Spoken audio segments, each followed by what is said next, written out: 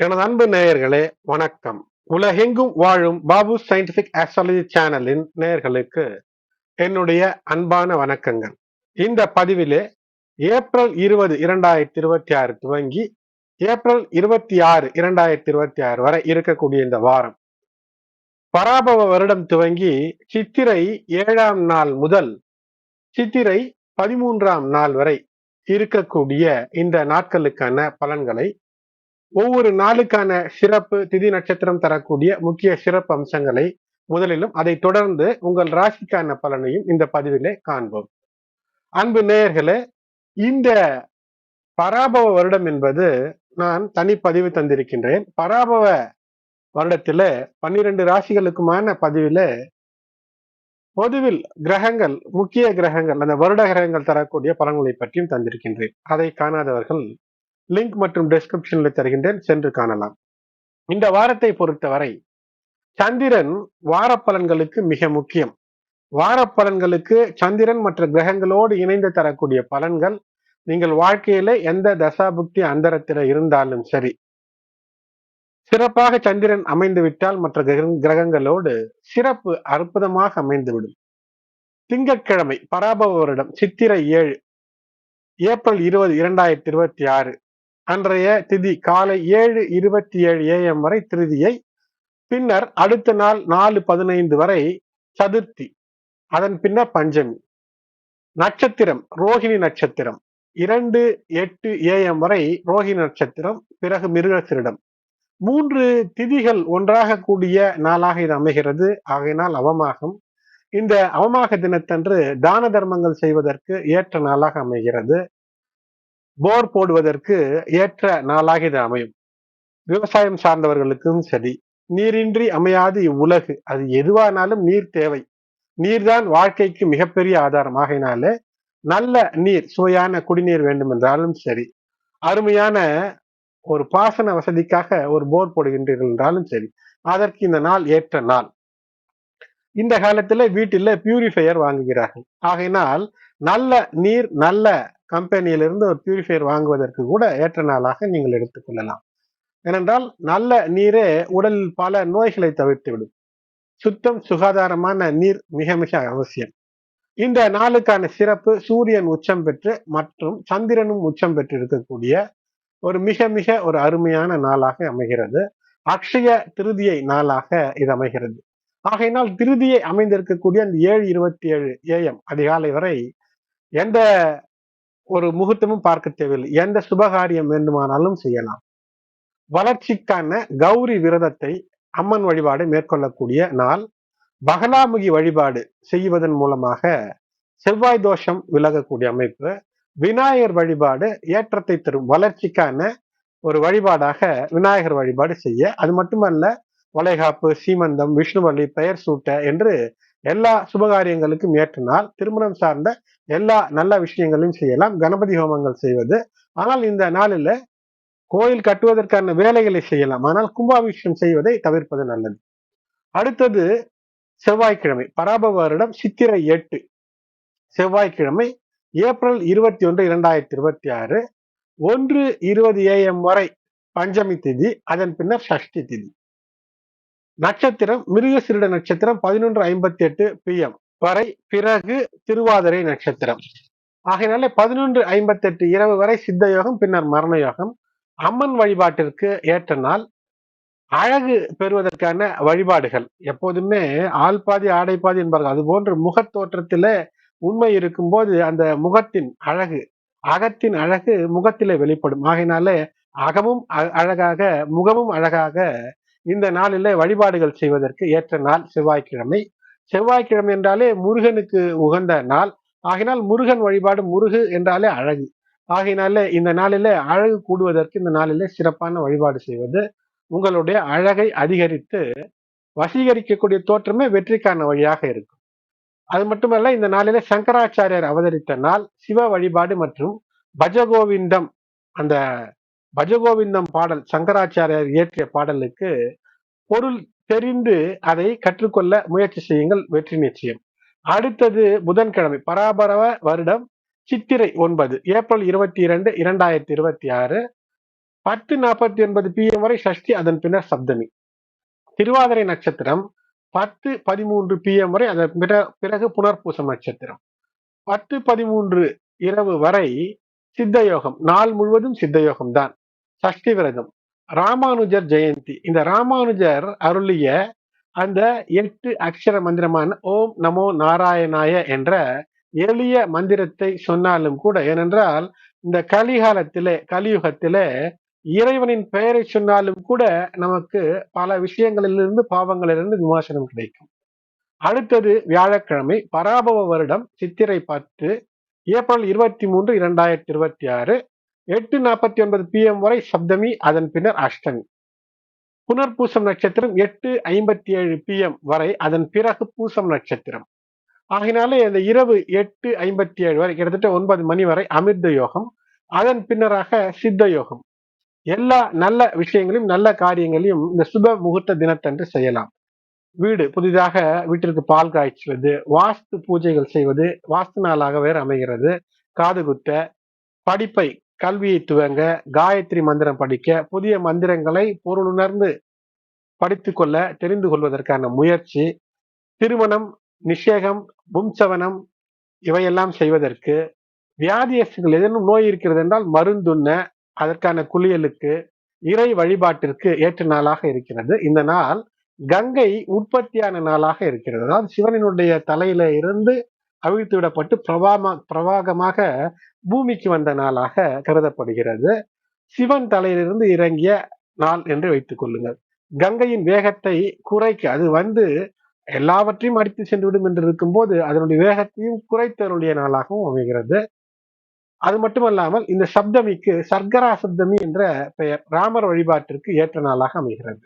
இந்த நாள் வாஸ்து நாள். வீடு கட்ட வேண்டும், நீண்ட நாட்களாக தடையாக இருக்கிறது என்றால் வாஸ்து நேரத்திற்கு ராகு காலம் யமகண்டமெல்லாம் பார்க்க தேவையில்லை. வாஸ்து நேரத்திற்கு கிட்டத்தட்ட 8:50, காலை 8:50 முதல் 9:40க்குள், 8:40 AM to 9:40 AM இந்த நாளிலே வாஸ்து பூஜை உங்களுடைய நிலத்திலே முறையால், உங்களுக்கு அறிந்த முறையில, பாரம்பரிய முறையில ஒரு வாஸ்து பூஜை செய்தால் வீடு கட்டுவதற்கு இருந்த தடைகள் நீங்கும். இல்லறத்திலே இனிமையாய் நீங்கள் குடியேறுவதற்கான வாய்ப்பு கிடைக்கும். அடுத்து வெள்ளிக்கிழமை, பராபவ வருடம் சித்திரை 11, ஏப்ரல் 24, 2026, 7:22 PM வரை அஷ்டமி, அதன் பின்னர் நவமி. பூசம் நட்சத்திரம் 8:14 PM வரை, அதன் பிறகு ஆயில்யம். நாள் முழுவதும் மரண யோகம் மற்றும் இந்த நாள் அஷ்டமியிலே வருகிறது. துர்க்கையம்மனுக்கான வழிபாடு செய்து, நாகதோஷம் இருந்தால் அதை போக்கிக் கொள்வதற்கு சிறப்பான ஒரு நாளாக இருக்கிறது. ராகு தோஷம் இருந்தால், ராகு பிரச்சனைகள் இருந்தால் அது நீங்கக்கூடிய அமைப்பு. அடுத்தது பராபவ வருடம் சித்திரை 12, சனிக்கிழமை, ஏப்ரல் 25, 2026, 6:28 PM வரை நவமி, அதன் பின்னர் தசமி. ஆயில்யம் நட்சத்திரம் 8:04 PM வரை, அதன் பிறகு மகம். 8:04 PM இரவு வரை மரண யோகம், அதன் பின்னர் அமிர்த யோகம். சுபகாரியங்களை இந்த நாள் பகல் பொழுதில் முற்றிலுமாக தவிர்ப்பது நல்லது. அடுத்து ஞாயிற்றுக்கிழமை, பராபவ வருடம் சித்திரை 13, ஞாயிற்றுக்கிழமை, ஏப்ரல் 26, 2026, 6:07 PM வரை தசமி, அதன் பின்னர் ஏகாதசி. மகம் நட்சத்திரம் 8:27 PM வரை, அதன் பிறகு பூரம் நட்சத்திரம். இரவு 8:27 வரை மரண யோகம், அதன் பின்னர் அமிர்த யோகம். சுபகாரியங்களை இந்த நாளிலே தவிர்க்க வேண்டும். இந்த நாள் வாசவி ஜெயந்தி. அதாவது வாசவி ஜெயந்தி என்பது ஆதிபராசக்தியின் அம்சமான ஸ்ரீ வாசவி கன்னிகா பரமேஸ்வரி என்று சொல்வார்கள். அவதார தினம் இந்த நாள். அதனால் கன்னிகா பரமேஸ்வரியை வழிபடுவது. சித்திரை மாத வளர்பிறை தசமி திதியிலே கன்னிகா பரமேஸ்வரிக்கு ஒரு கோலாகலமாக விழா எடுத்து கொண்டாடக்கூடிய நாளாக அமைகிறது. இந்த விழா மூலமாக அறநெறி, அகிம்சை மற்றும் தியாகத்தின் விஷயங்களை நாம் உணர்ந்து நம்முடைய சந்ததிக்கும் உணர்த்தக்கூடிய நாளாக இது அமைகிறது. இந்த ஆண்டு ஏப்ரல் 2026 இந்த தசமி நாளன்று, ஞாயிற்றுக்கிழமை, ஏப்ரல் 26 அன்று இது கொண்டாடப்படுகிறது. அம்மனுக்கு, கன்னிகா பரமேஸ்வரி அம்மனுக்கு சிறந்த பூஜை, வழிபாடுகள், ஆராதனை எல்லாம் செய்து அம்மனுடைய அருள் பெற வேண்டுகின்றேன். எனது அன்பு மகர ராசி நேயர்களே, இந்த வாரம், அதாவது 20 ஏப்ரல் 2026 துவங்கி 26ஆம் தேதி வரை, பராபவ சித்திரை 7ஆம் நாள் துவங்கி 13ஆம் நாள் வரை, இந்த வாரத்திற்கான ராசி பலன்களுக்கான தலைப்பிலே பொதுவாக பல ராசிக்கும் காம படாடோபம் காதல் பிராரப்தம் என்று தந்திருக்கின்றேன். சரி, இதற்கான பொருள் என்ன என்று பார்ப்போம். அது மட்டுமல்ல, இந்த வாரம் என்பது வாழ்க்கையிலே ஒரு முன்னேற்றத்திற்கான சிந்தனையை எளிதிலே பெற்று விடுவதற்கான வாய்ப்பு.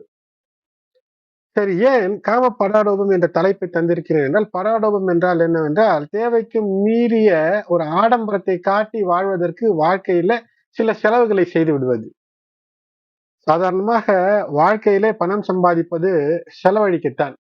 செலவழிக்காமலே சேர்த்து வைத்து விட்டு பின்னர் மாண்டு மடியும் போது அதனால் எந்த பயனும் இருக்க போவதில்லை.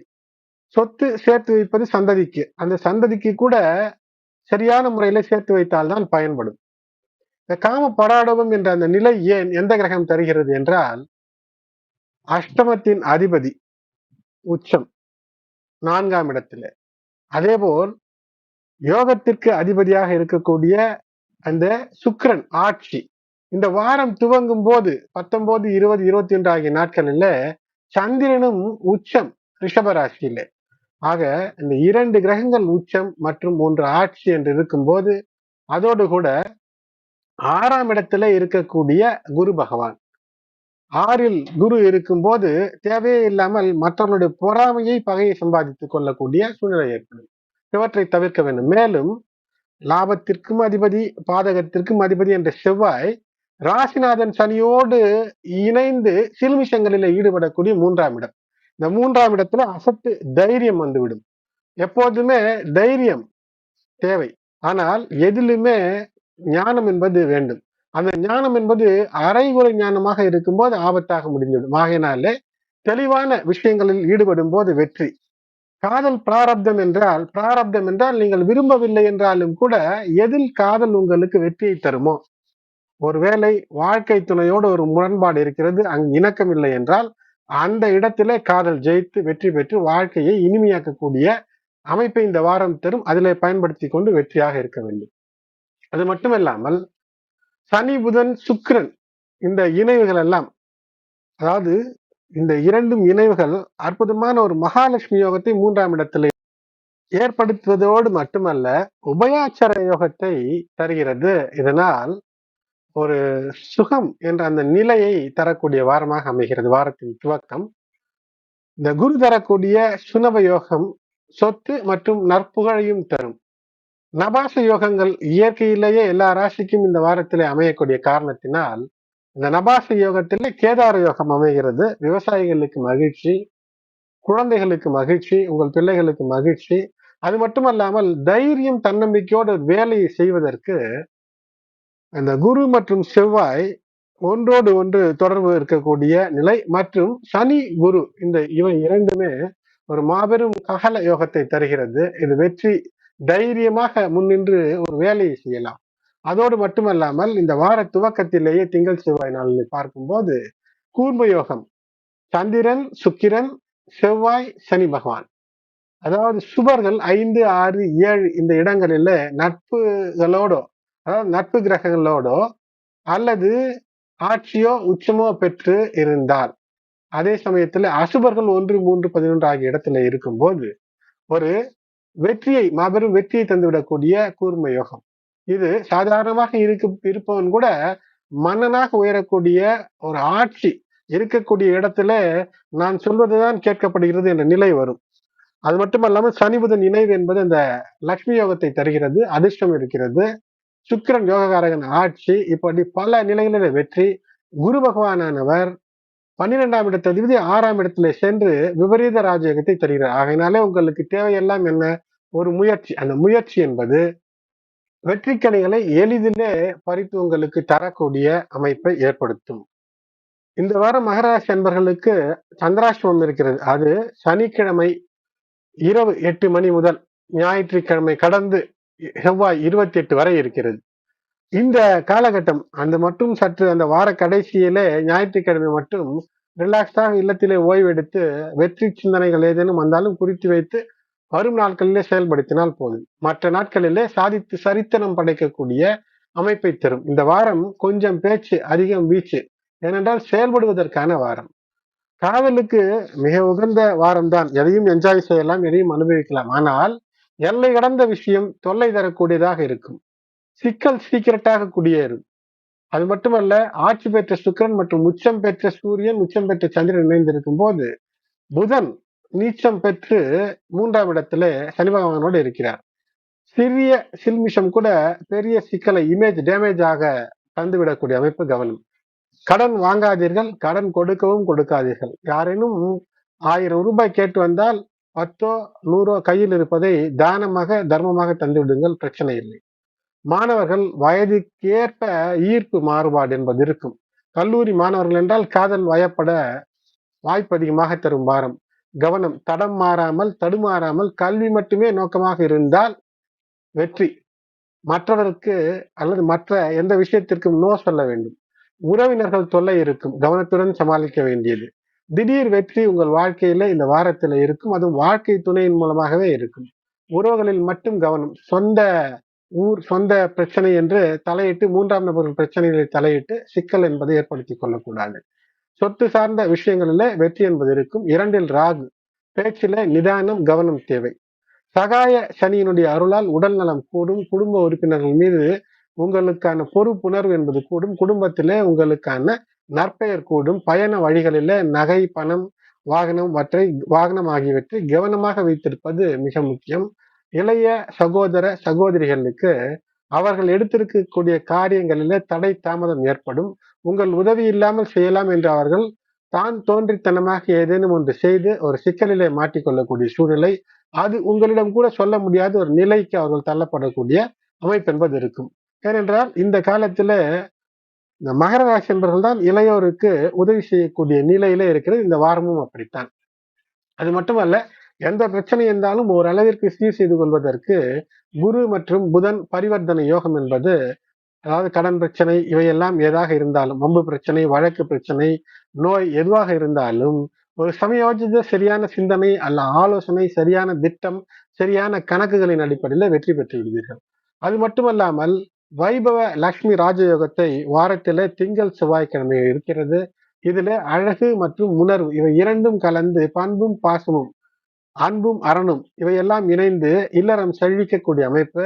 இந்த 2 நாட்களும் ஆக்க சிந்தனை கிரியேட்டிவ் திங்கிங் வெளிப்படும். ஏதேனும் ஒரு தொழில் வியாபாரத்திலே ஒரு யுக்தியை யோசித்து ஒரு விளம்பரம் செய்ய வேண்டும் என்றால் விளம்பரத்தை எப்படி செய்தால் பணம் குவிக்க முடியுமோ அப்படி செய்து மிகப்பெரிய வெற்றியை பெற்று விடுவதற்கான வாய்ப்பை தருகிறது. இது நாள் வரை நீங்கள் இழந்தது ஒன்று மகர ராசி என்பது உங்கள் மீது நீங்கள் வைத்திருந்த அந்த கட்டுப்பாடு, செல்ஃப் கண்ட்ரோல், செல்ஃப் டிசிப்ளின் இதை இழந்திருப்பீர்கள். குறித்த நேரத்திலே ஒன்று செய்யாமல் இருப்பது, எதை செய்ய வேண்டுமோ அதை செய்யாமல் மற்ற வேலைகளில ஈடுபடுவது, இல்லை என்றால் ஓய்வு எடுக்கிறேன் என்ற நிலையில செல்போனையே தேய்த்து தேய்த்து தேய்த்து விரல் தேயும் அளவிற்கு வீட்டிலே திட்டும் அளவிற்கு ஈடுபட்டு கொண்டிருந்திருப்பீர்கள். அதிலிருந்து வெளிவந்து ரிட்டர்ன் ஆஃப் செல்ஃப் கண்ட்ரோல் இப்போது உங்களுக்கு ஏற்படும். மாணவர்களுக்கு விடாமுயற்சி, ஒழுக்கம், வெற்றி. ஏப்ரல் 21 பகல் 1 மணி அளவில சந்திரன் மிதுன ராசியில குருவோடு இணைந்து கஜகேசரி யோகம் பெற்று விடுகிறார். ஏற்கனவே குரு விபரீத ராஜயோகத்தை தந்து கொண்டிருக்கிறார். இங்கு கஜகேசரி யோகத்தில சந்திரனோடு ஆகினால் மனதை தடுமாறாமல் ஒருநிலைப்படுத்தி நீங்கள் செய்யக்கூடிய விஷயங்களில் உங்களுடைய வாழ்க்கை துணை அல்லது உங்களுடைய வேலையில உங்களோடு பணி செய்பவர்களுடைய உதவியோடு திட்டமிட்டபடி பணத்தை சம்பாதிக்கக்கூடிய முயற்சி, தடைப்பட்ட பணத்தை பெறக்கூடிய முயற்சி வெற்றி தரும். கோபம் நிச்சயமாக கூடாது. வாகன பயணங்கள் மேற்கொண்டு இருக்கிறீர்கள் என்றால் நிச்சயமாக கவனம் தேவை. பராபவ வருடத்தினுடைய தத்துவம் என்ன? பராபவ வருடத்தை பற்றி தனியாக ஒரு பதிவு தந்திருக்கிறேன். கேட்காதவர்கள் சென்று கேட்கலாம். என் கார்டு மற்றும் டிஸ்கிரிப்ஷன்ல தருகின்றேன். ஏனென்றால் பராபவ வருடத்தினுடைய அடிப்படை தத்துவம் என்னவாக இருக்கிறது? Year of supreme existence. உன்னதத்தை நிகழ்த்தும் ஆண்டாக இருக்கிறது. உன்னதத்தை நிகழ்த்த வேண்டும் என்றால் தேவையற்ற விஷயத்தை கழித்து விட வேண்டும். கழிச்சாடைகளை எல்லாம் கழித்து விட வேண்டும். அப்போதுதான் உங்களுக்கு வெற்றி என்பது நிச்சயம். உணவு கட்டுப்பாடு நிச்சயம் தேவை. இல்லை என்றால் வயிறு சிறந்த கோளாறுகள் அதனால் வேலையில இடர்பாடெல்லாம் ஏற்படும். ஏப்ரல் 23 வியாழக்கிழமை பகல் 4 மணி அளவில் சந்திரனானவர் கடகராசியில பெயர்ச்சி. தனித்த சந்திரன் இது ஒரு ராஜயோகம் தான். இன்று வேலையில ஏதேனும் முன்னேற்றம் சார்ந்த முயற்சி என்று எடுத்தீர்கள் என்றால் வேலை தொழில் விஷயங்களில வெற்றி. வியாபாரத்தில கூடுதல் முயற்சி தொடர் முயற்சியும் தேவை. குடும்பத்தில விட்டு கொடுத்து செல்ல வேண்டும். பேசி தீர்க்க முடியாத பிரச்சனையே குடும்பத்திற்குள் இல்லை, காதலிலும் இல்லை. All is well, all is good in love and war என்று சொல்வார்கள். ஆகையினாலே குடும்பத்திற்கும் அப்படித்தான். சண்டையெல்லாம் நிரந்தரம் அல்ல. ஆகையினால் பேசி தீர்த்துக் கொள்ள வேண்டும். மற்றவரிடம் இருந்து உங்களுக்கு ஏதேனும் வர வேண்டும் என்றால் வரும். குறிப்பாக இழந்த நன்மதிப்பு பெறக்கூடிய அமைப்பு. ஏப்ரல் 25 இரவு 9 மணி அளவிலே சந்திரன் சிம்ம ராசியில் பெயர்ச்சி, கேதுவோடு இணைவு, கேம துரும யோகம். அது மட்டுமல்ல, இந்த சந்திரன் எப்போது மகம் நட்சத்திரம், சிம்ம ராசி மகம் நட்சத்திரத்துக்குள் காலெடுத்து வைக்கிறார்களோ அப்போதெல்லாம் உங்களுக்கு சந்திராசிரமம் தான். ஆகையினால் புதிய வேலைகளை துவங்காமல் இருப்பது, எடுத்தெறிந்து பேசாமல் இருப்பது, நமக்குத்தான் தெரியும் என்று எதிலாவது தானே சென்று செய்து அதிலே சிக்கலை சந்திப்பது, இவையெல்லாம் தவிர்த்து செய்யக்கூடிய வேலைகளில் நிதானம், இரவு நேர பயணங்களை தவிர்ப்பது ஞாயிற்றுக்கிழமைகளை நல்லது. சந்திராஷ்டம நிலை மற்றும் கேது இணைவு ஆகினாலே இது வழிபாட்டிற்கான நாள். இறைவன் மீது நாட்டம் வைத்து வழிபாடு செய்வது வெற்றி. எதிர்மறை நபர்கள், தப்பான வழிநடத்தக்கூடிய நபர்களை தவிர்ப்பது, தப்பான சிந்தனைகளை முற்றிலும் தவிர்த்து நேர்மறை எண்ணம், இறைவன் மீது நாட்டம், தெய்வ நம்பிக்கையோடு இருப்பது வெற்றியை தரும். மாணவர்களுக்கு நல்ல செய்தி உண்டு. பெரிய எந்த ஒரு விஷயத்தையும் ஞாயிற்றுக்கிழமை 26/4/2026 செய்யாமல் இருப்பது உங்களுக்கு வெற்றி பறிபோகாமல் இருப்பதற்கான வாய்ப்பை தரும். இந்த நாளும் உணவு கட்டுப்பாடு தேவை. சனிக்கிழமை யாரேனும் ஒருவருக்கு உணவளிக்கக்கூடிய முயற்சி, உங்கள் வீட்டிற்கு உறவினர் வந்தாலும் கூட உணவளிக்கலாம், அதுவும் அன்னதானம் தான். யாகம் ஹோமம் எல்லாம் நடக்கிறது என்றால் கலந்து கொள்ளுங்கள். தினந்தோறும் விளக்கேற்றி வழிபாடு செய்வது, சனிக்கிழமைகளில நல்லெண்ணெய் தீபம் ஏற்றி காலையிலும் மாலையில் நெய் தீபம் ஏற்றி வழிபாடு செய்வது, அல்லது காலை மாலை இருவேளையுமே நெய் தீபம் அல்லது நல்லெண்ணெய் தீபம் ஏதேனும் ஒன்றையாவது ஏற்றி வழிபாடு செய்வது வெற்றியை தரும். உத்திராட நட்சத்திரம் 2, 3, 4 பாதத்தில் பிறந்திருக்கக்கூடிய மகர ராசி அன்பர்களுக்கு 20 மற்றும் 22ஆம் தேதி சற்று கூடுதல் அனுகூலத்தையும், திருவோணத்திற்கு 21, 23 ஆகிய நாட்களும், அவிட்டம் 1, 2 பாதத்துல பிறந்த மகர ராசி அன்பர்களுக்கு 20 மற்றும் 22 ஆகிய நாட்கள் கூடுதல் அனுகூலத்தை தரக்கூடியதாக இருக்கிறது. குரு பகவானுக்கான வழிபாடு செய்வது, வியாழக்கிழமை மாலை வேளையிலே நெய்தீபம் ஏற்றி வழிபாடு, சிவாலயங்கள் சென்று வழிபாடு செய்வது, வெள்ளிக்கிழமை மாலை வேளையில சுக்கிரனுக்கான வழிபாடு செய்வது, செவ்வாய்க்கிழமைகளில் முருகன் வழிபாடு, இல்லங்களுக்கு அருகிலே இருக்கக்கூடிய உக்ர பெண் தெய்வ சன்னிதானங்களுக்கு சென்று ராகு கால வேளையில விளக்கேற்றி வழிபாடு செய்வது வெற்றிக்கான வழிகள் உங்களுக்கு நிச்சயமாக பன்மடங்கு ஆக்கி தரும். அன்பு நேயர்களே, மகர ராசி அன்பர்களே, மகர லக்னத்து அன்பர்களே, இதுவரை சப்ஸ்கிரைப் செய்யாமல் இருந்தால் சப்ஸ்கிரைப் செய்யுங்கள். பெல் பட்டன் அழுத்தி நோட்டிபிகேஷனை ஆன் செய்து தொடர்ந்து இணைந்திருங்கள். இந்த பதிவு பிடித்திருந்தால் அல்லது உங்களுக்கு பயனுள்ளதாக இருக்கிறது என்று நினைத்தால் லைக் செய்து மற்றவங்களுடைய உற்றார் உறவினர் நண்பர்கள் மகர ராசி மகர லக்னம் என்றாலும் அல்லது ராசி மகரம் லக்னம் எதுவாக இருந்தாலும் அவர்களுக்கும் இந்த பதிவினை ஷேர் செய்து உங்களுடைய ஆதரவு கரத்தை நீட்ட அன்போடு வேண்டுகின்றேன். நன்றி.